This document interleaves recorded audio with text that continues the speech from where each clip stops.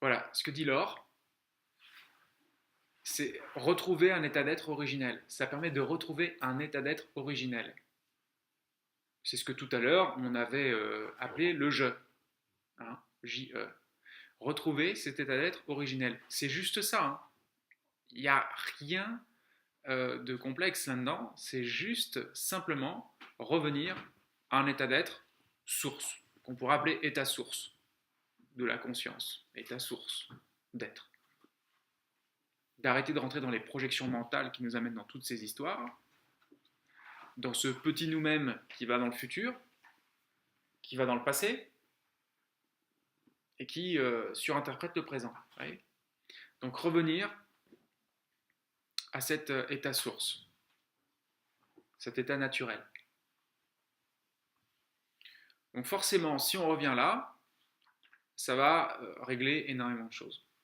Plus on revient là, plus l'inconscient lui-même va recadrer plein de choses pour nous.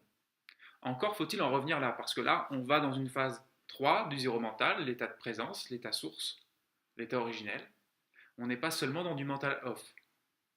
Il y a une prise de conscience de qu'est-ce que je suis véritablement au plus profond. Mais ce qu'il y a aussi, c'est qu'on se trouve en nous, on trouve ce que cette plénitude, ce bien-être, un espace comme ça, vide de tout et en même temps très plein.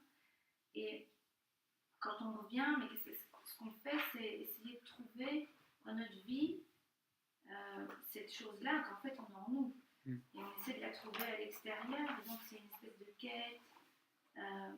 Moi j'ai parfois l'impression que tant qu'on n'aura pas fait quelque part le deuil, que cette chose-là elle est en nous et pas forcément à l'extérieur, qu'il faut arrêter de la chercher à l'extérieur à tout prix, parce que voilà, eh bien on courra toujours après une chimère, quoi, quelque part. C'est ça. Ouais. Et puisque tu sembles le comprendre, oui. Tu vas arrêter de courir après une chimère. Oui. Non, mais je le comprends très bien, mais je constate comme ça parfois autour de moi que plein de gens courent après des choses, mais qu'ils ne vont jamais avoir à l'extérieur.